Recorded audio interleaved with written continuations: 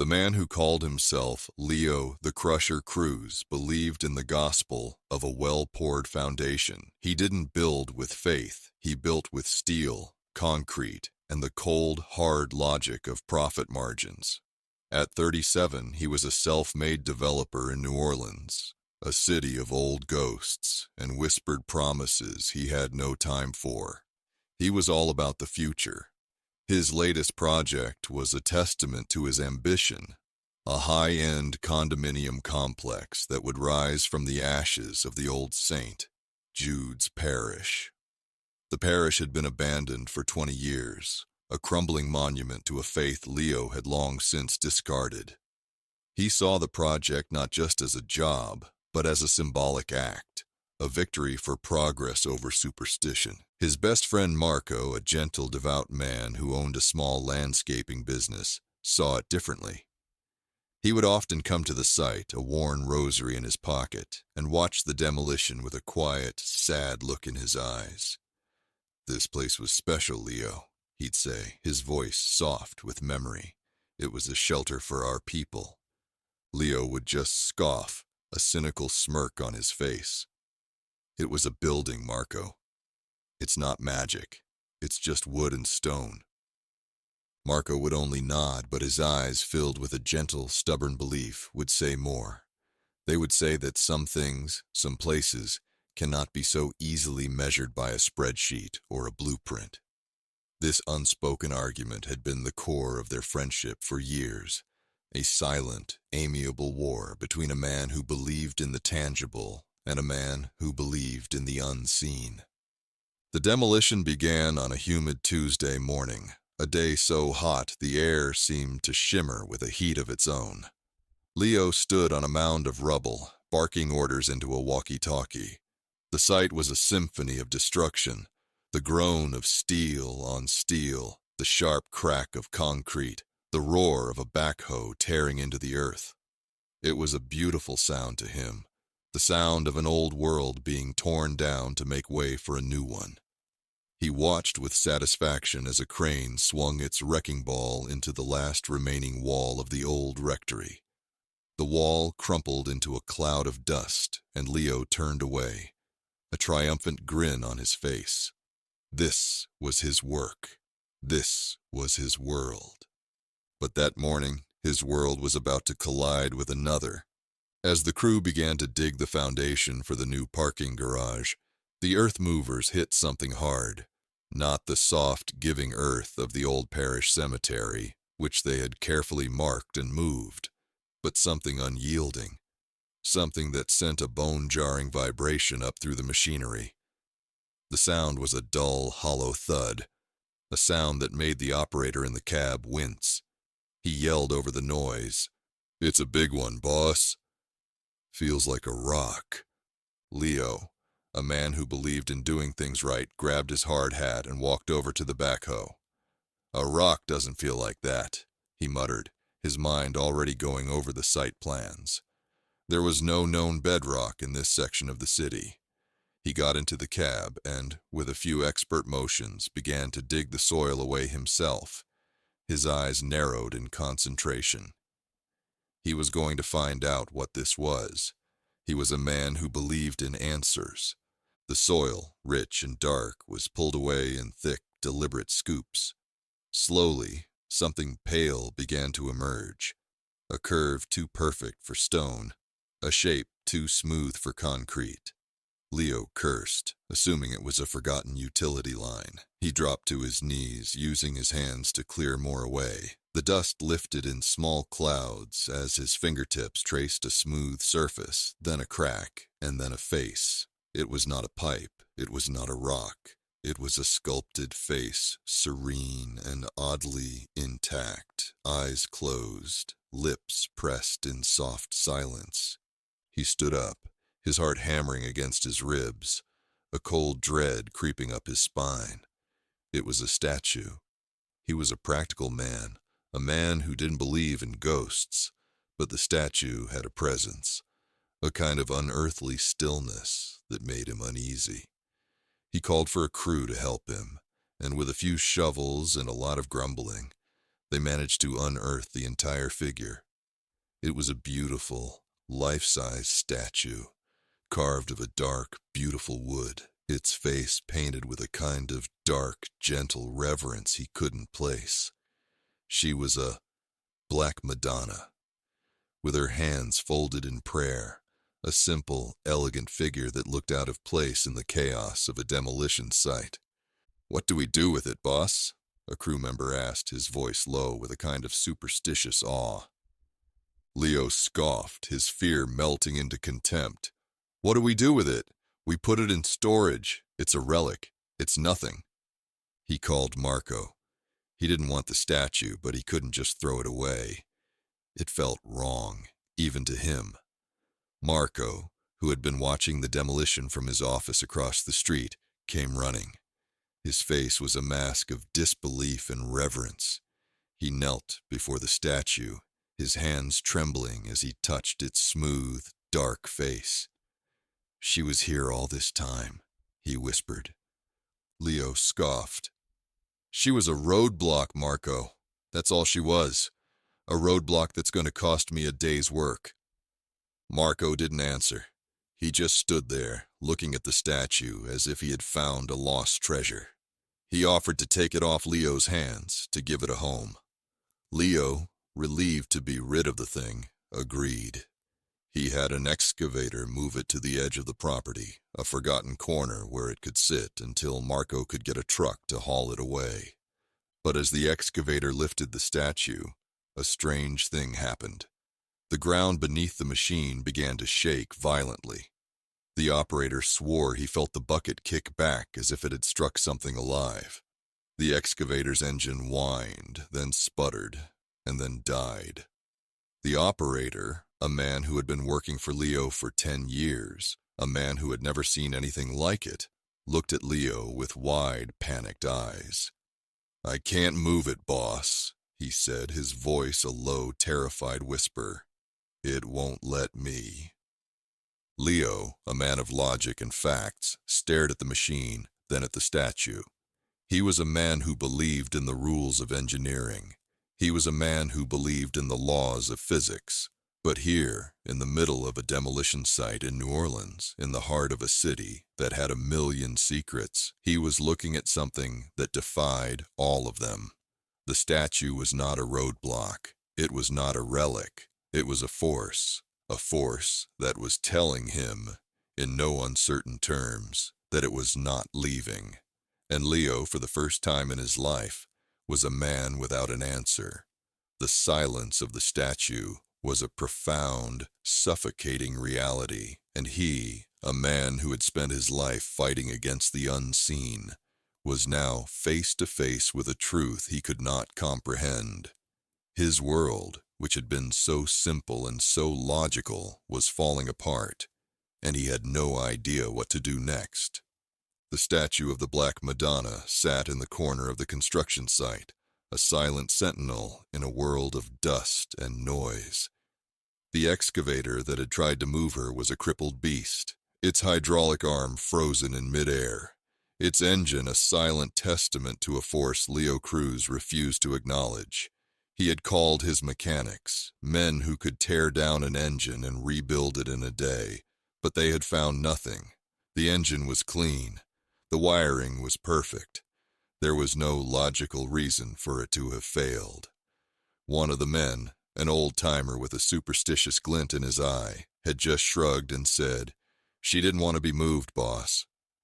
Leo had fired him on the spot. He was not a man who believed in excuses, and he was not a man who believed in magic.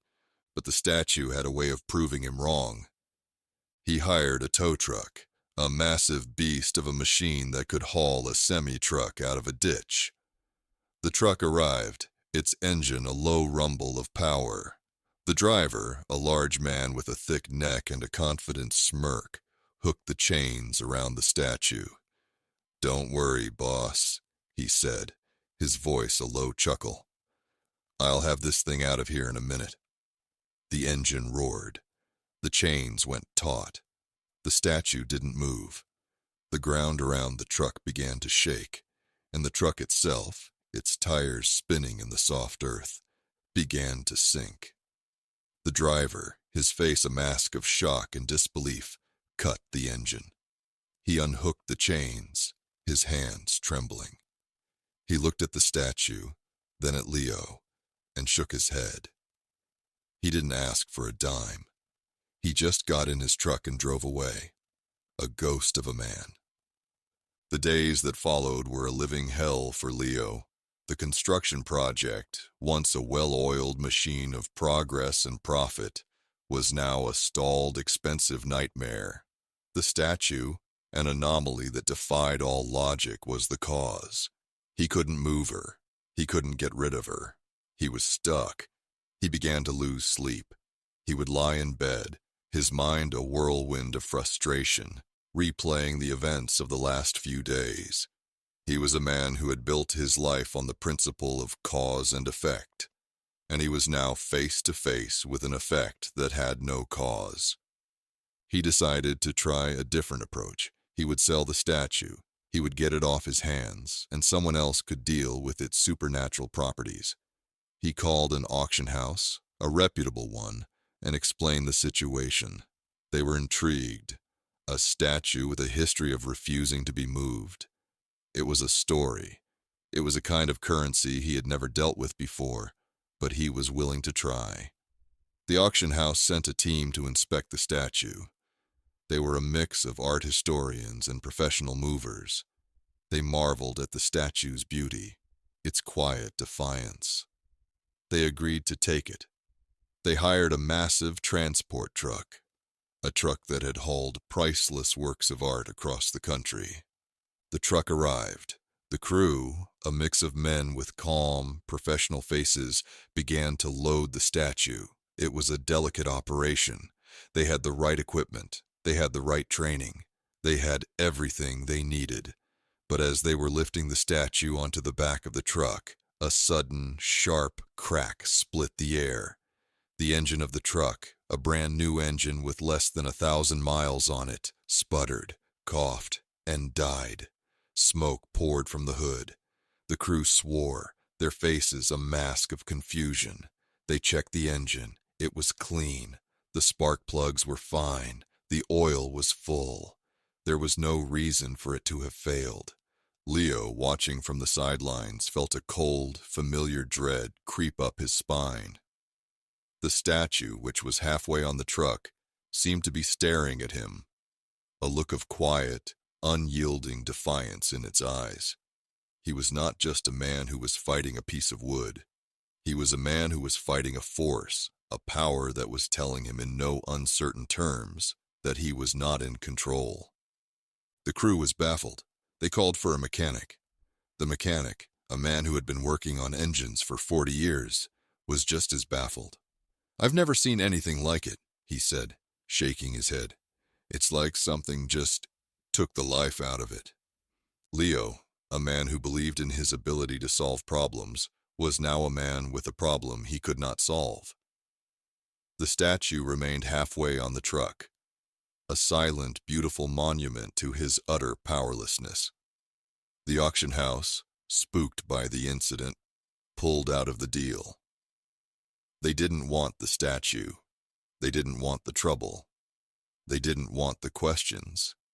Leo was now a man with a statue he couldn't move, a project that was stalled, and a reputation that was taking a hit. He was a man who was losing money, and that, to him, was a kind of spiritual death. He decided to try one more time. He would get rid of the statue once and for all. He would not sell it. He would not try to move it. He would bury it. He would dig a deep hole, and he would bury the statue, and he would build his condominium on top of it, and he would never speak of it again. It was a desperate, foolish plan, a final act of a man who was running out of options. He hired a new crew, a crew that didn't know the history of the statue. He told them he wanted a new foundation. He told them he wanted it to be deep. He told them he wanted to bury something. He didn't tell them what. They didn't ask. They just did their job. They began to dig, and Leo, a man who had always believed in the power of his own will, watched them. a grim, determined look on his face. He was going to win this battle. He was going to prove that he was in control. But as the crew was digging, a sudden, localized burst of rain, a downpour that soaked only the construction site, began to fall. The ground, which had been dry and solid, turned to a thick black mud. The crew, a mix of men who had been working for Leo for years, swore under their breath. They had never seen anything like it. The rain was coming down in sheets, but the sky was clear. The sun was shining. It was a miracle of its own, a perverse personal rain that was falling only on him. Leo, his clothes soaked, his face a mask of rage and bewilderment, stood in the mud, staring at the statue. It was as if the statue was laughing at him, a silent, beautiful, and utterly merciless laugh. He was not just a man who was fighting a piece of wood. He was a man who was fighting a power he could not understand, a power that was telling him, in no uncertain terms, that he was not in control. He had tried to get rid of the statue. He had tried to sell it. He had tried to bury it. And now, in a final devastating act of defiance, the statue was showing him that it was going to remain exactly where it was. He fired the crew. He was alone now, a man in the middle of a muddy, ruined construction site, standing face to face with a piece of wood that had broken him. His business was in ruins. His reputation was in tatters. His sanity was at its breaking point. He was a man who had always believed in the power of his own will, and he was now a man who had nothing left. He fell to his knees in the mud, a broken, defeated man, a man who had finally surrendered to a truth he could not comprehend.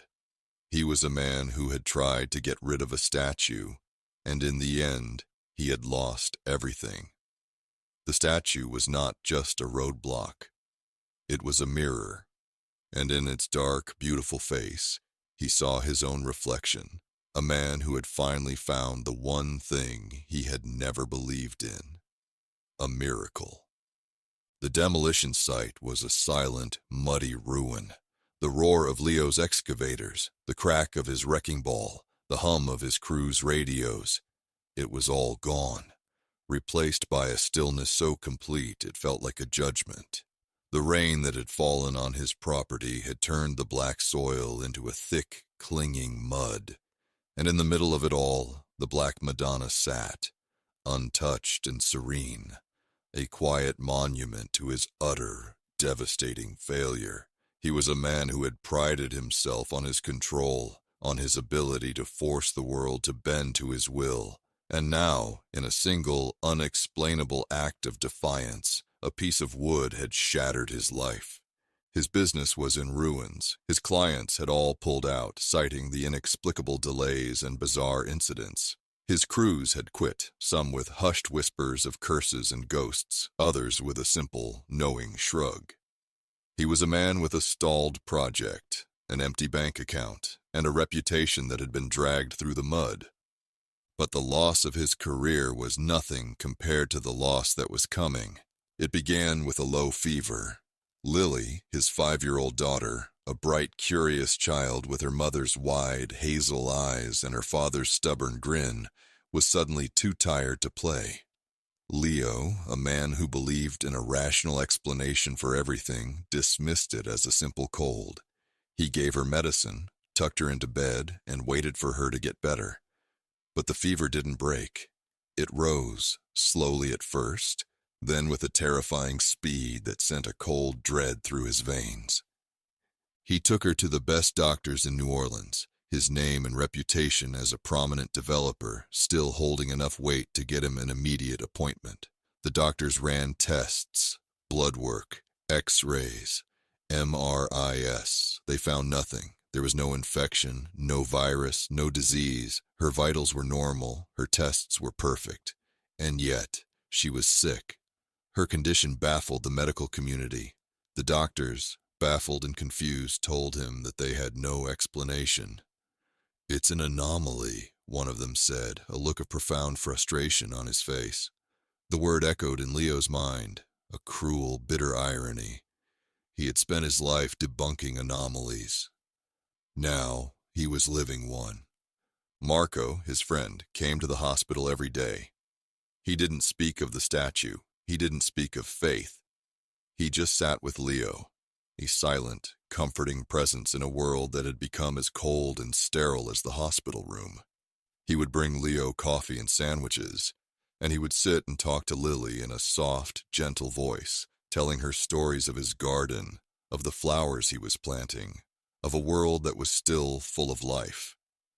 Leo, who had always found Marco's faith to be a weakness, now saw it as a source of strength. A quiet, unshakable belief that had no answers, but also no fear. One day, Marco came to the hospital with a single white lily, a simple, beautiful flower he had brought from his own garden. He didn't give it to Leo. He laid it gently on Lily's pillow, a quiet, beautiful, and profoundly simple gesture. He didn't say a word. He didn't have to. The flower, a symbol of purity and grace, was a silent testament to a truth that Leo was not yet ready to accept. He watched his friend, a man who had nothing but his faith, give a flower to a child who was dying, and he felt a profound sense of emptiness, a kind of spiritual poverty he had never known before. He had money, he had power, he had knowledge, but he had nothing to offer his child. The days turned into a week, and then into 2. Lily's condition worsened. She was a ghost of a child now, her eyes hollow, her breathing shallow. The doctors, out of options, suggested a consultation with a specialist in Chicago, a renowned expert in rare illnesses. Leo, a man who had always believed in a rational solution, agreed. He packed their bags, and in a daze of fear and despair, he drove to the airport. But as they were leaving the hospital, a strange thing happened. The car, a brand new SUV with a full tank of gas, wouldn't start. He tried again. Nothing.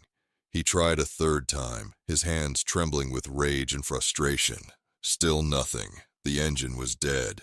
He was a man who had built his life on his ability to solve problems.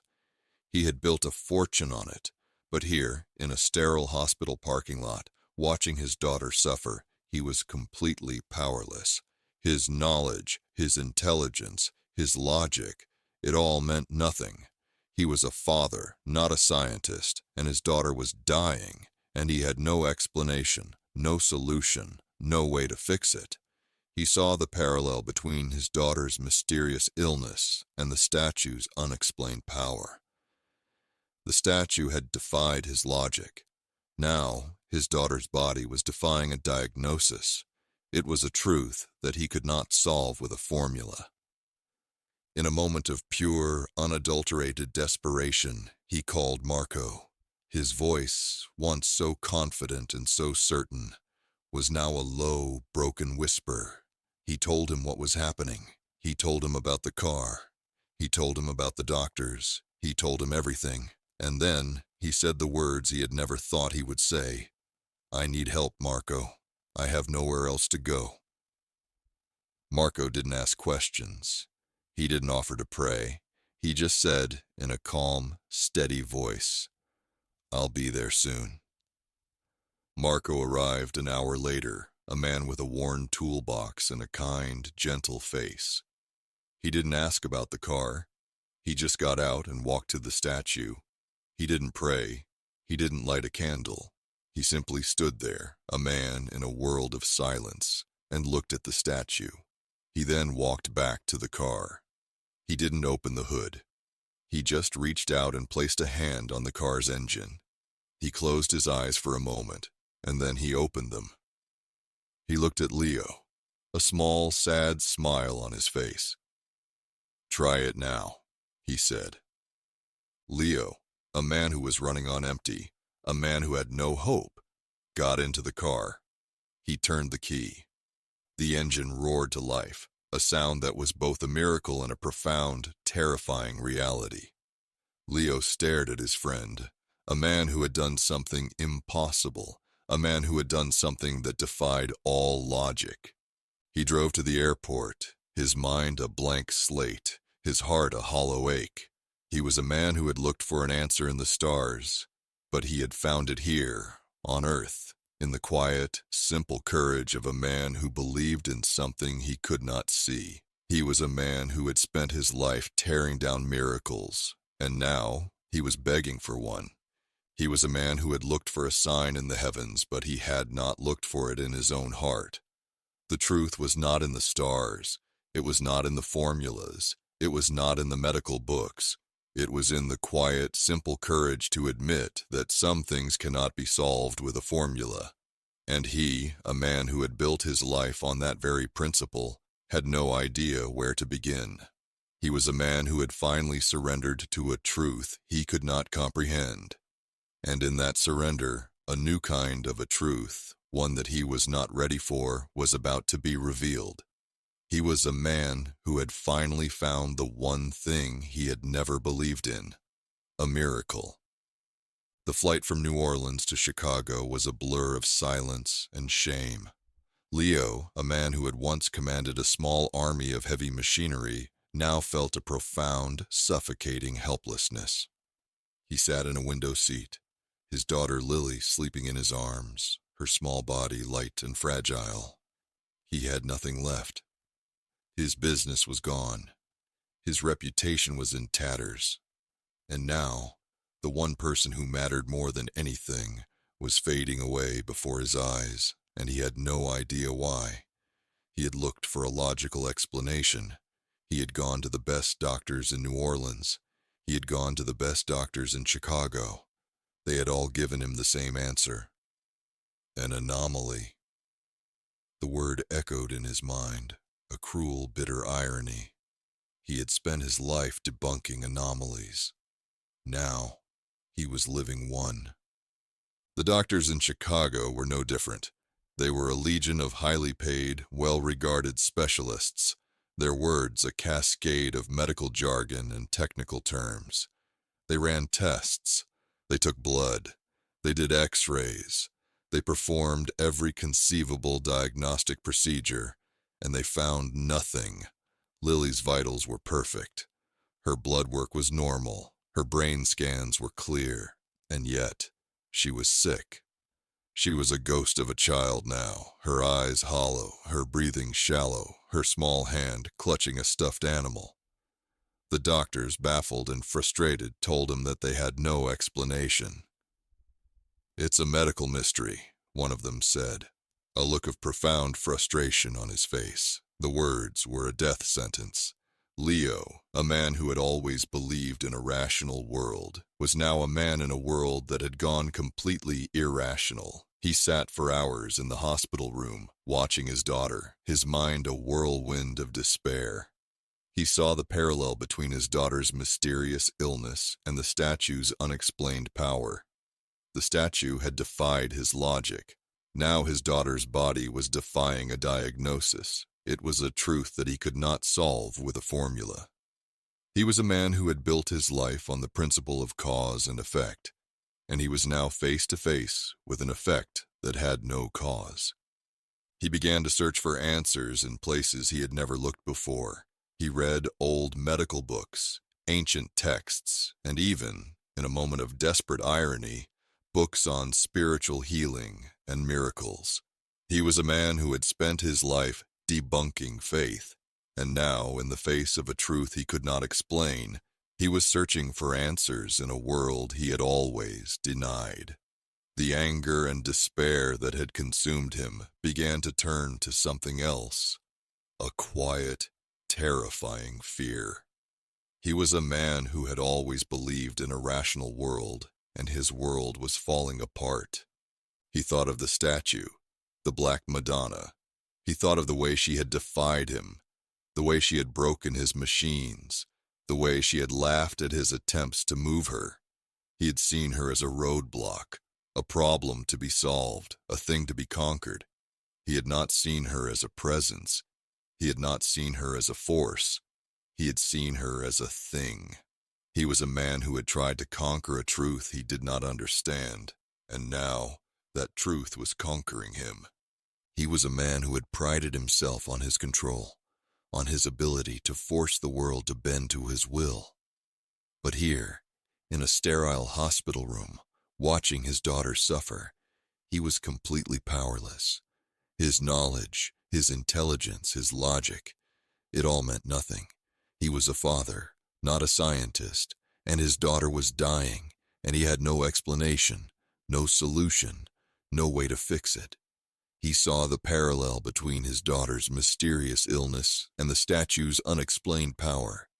The statue had defied his logic. Now his daughter's body was defying a diagnosis. It was a truth that he could not solve with a formula. In a moment of pure, unadulterated desperation, he did something he had never done. He closed his eyes and whispered a prayer. It was not a prayer of a man who believed. It was a prayer of a man who was begging for a miracle. He didn't ask for a cure. He didn't ask for a solution. He simply asked for a sign that he was not alone, a sign that there was a truth that existed beyond the cold, hard facts of his life. He was a man who had spent his life tearing down miracles, and now he was begging for one. He waited in the silence, his heart a hollow ache in his chest, but nothing happened. There was no sign. There was no miracle. There was only the cold, sterile silence of the hospital room. He was a man who had looked for a sign in the heavens, but he had not looked for it in his own heart. The truth was not in the stars. It was not in the formulas. It was not in the medical books. It was in the quiet, simple courage to admit that some things cannot be solved with a formula. And he, a man who had built his life on that very principle, had no idea where to begin. He called Marco. His voice, once so confident and so certain, was now a low, broken whisper. He told him about the doctors. He told him about the tests. He told him about the words. He told him about the lack of answers. He told him everything. And then he said the words he had never thought he would say. I have nowhere else to go, Marco. I have nothing left. Marco didn't ask questions. He didn't offer to pray. He just said, in a calm, steady voice, I'll be there soon. Marco arrived a few hours later, a man with a worn toolbox and a kind, gentle face. He didn't ask about the car. He just got out and walked to the statue. He didn't pray. He didn't light a candle. He simply stood there, a man in a world of silence, and looked at the statue. He then walked back to the car. He didn't open the hood. He just reached out and placed a hand on the car's engine. He closed his eyes for a moment, and then he opened them. He looked at Leo, a small, sad smile on his face. Try it now, he said. Leo, a man who was running on empty, a man who had no hope, got into the car. He turned the key. The engine roared to life, a sound that was both a miracle and a profound, terrifying reality. Leo stared at his friend, a man who had done something impossible, a man who had done something that defied all logic. He drove to the airport, his mind a blank slate, his heart a hollow ache. He was a man who had looked for an answer in the stars, but he had found it here, on Earth, in the quiet, simple courage of a man who believed in something he could not see. He was a man who had spent his life tearing down miracles, and now he was begging for one. He was a man who had looked for a sign in the heavens, but he had not looked for it in his own heart. The truth was not in the stars. It was not in the formulas. It was not in the medical books. It was in the quiet, simple courage to admit that some things cannot be solved with a formula. And he, a man who had built his life on that very principle, had no idea where to begin. He was a man who had finally surrendered to a truth he could not comprehend. And in that surrender, a new kind of a truth, one that he was not ready for, was about to be revealed. He was a man who had finally found the one thing he had never believed in, a miracle. Leo stood on the runway at the small New Orleans airport. a ghost in a city of vibrant, unyielding life. His daughter, Lily, was a feathery weight in his arms, her breath a shallow, almost imperceptible whisper against his neck. They had no destination, no plan. He had fled Chicago, fled the doctors, and the sterile, unforgiving logic of a world that had no answers for him. He had driven for 2 days, fueled by a desperation that was both a terror and a kind of terrible hope. He was a man who had built his life on his ability to solve problems, and he had come to the end of his solutions. He was a man with a problem he could not solve, a problem that was breathing in his arms, a problem that was named Lily. He drove from the airport to the one place he had never wanted to return.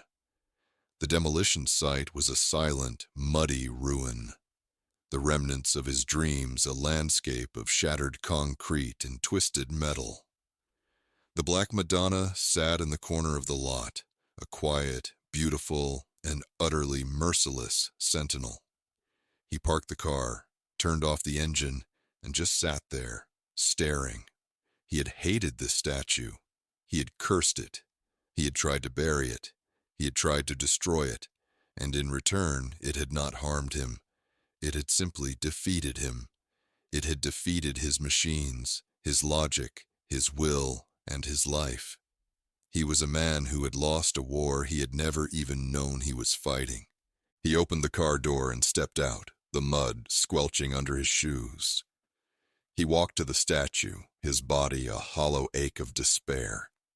He stood before her, a man with nothing left to lose, and in a voice that was raw with rust and ruin, he finally spoke. "I have nothing left," he whispered. "I have no words. I have no prayers. I have no answers. I have a sick child, and I am a man who has failed her.